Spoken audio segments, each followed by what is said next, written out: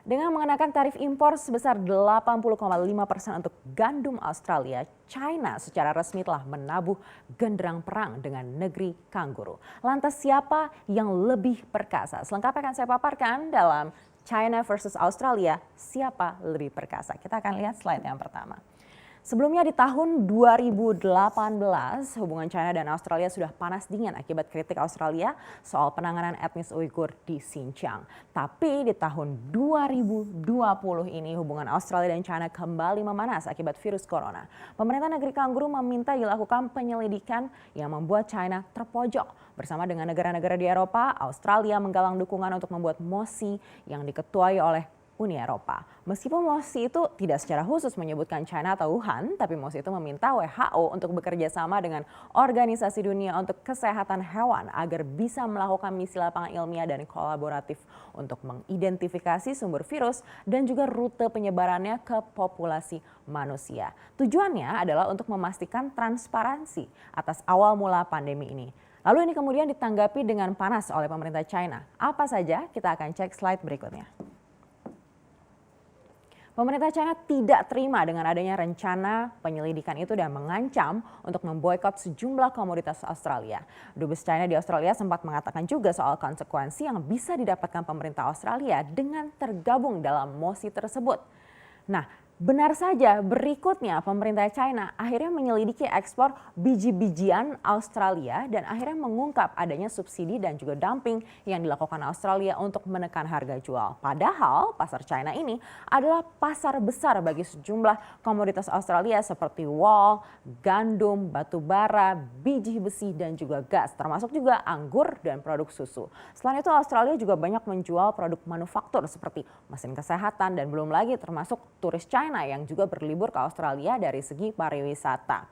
Nah, akibatnya pekan lalu pemerintah China menerapkan bea masuk 80,5% untuk barley asal Australia dan rencananya akan berlaku selama 5 tahun ke depan. Dan tidak hanya barley, nampaknya pemerintah China ini juga akan mempertimbangkan masuknya produk-produk asal Australia seperti ini salah satunya ada wine, lalu ada susu atau makanan laut dan juga buah-buahan. Tentu ini Australia akan kesulitan sekali bila produknya tidak bisa menembus pasar China. Ditambah lagi juga kekhawatiran industri batu bara. Nah, ada kekhawatiran China akan memutus pasokan batu bara dari Australia, tapi sepertinya memang hingga saat ini pemerintah China masih berpikir 2 kali untuk melakukan itu. Memang ada alternatif pemasok dari beberapa negara lain seperti Rusia, Afrika Selatan, bahkan Indonesia untuk batu bara. Tapi harus diakui kalau pengiriman dari Australia ini yang paling sesuai untuk China dari segi waktu dan juga jarak. Hingga saat ini harga batu bara pun masih naik 4,27% di pasar internasional menurut acuan ICE Newcastle Australia. Lalu seperti apa nilai China untuk Australia? Kita akan cek slide berikutnya. China adalah negara tujuan ekspor barley terbesar untuk Australia. Ekspor barley Australia ke China ini mencapai 1,5 sampai 2 miliar dolar Australia. Lebih dari 50% total ekspor barley di Australia.